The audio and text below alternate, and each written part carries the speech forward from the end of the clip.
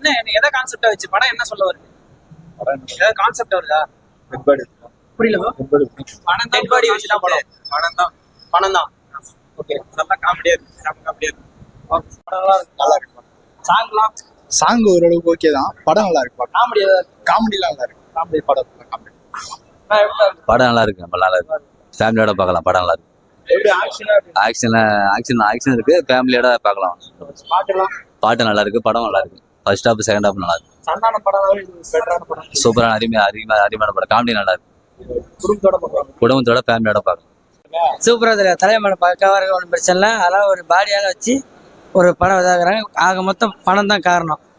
பயங்கரமா ஒன்றும் பிரச்சனை இல்லை. காமெடி பயங்கரமா இருக்கு.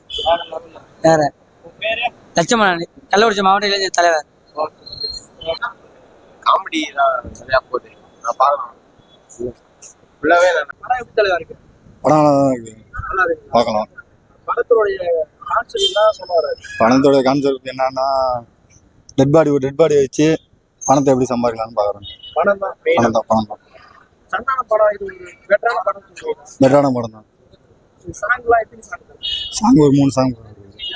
சந்தான படம் குடும்பத்தோட பார்க்கலாம். எல்லாம் குடும்பத்தோட கண்டிப்பாக வந்து பார்க்கலாம். எந்த கண்டென்ட்டும் 18+ கண்டென்ட் இல்லை.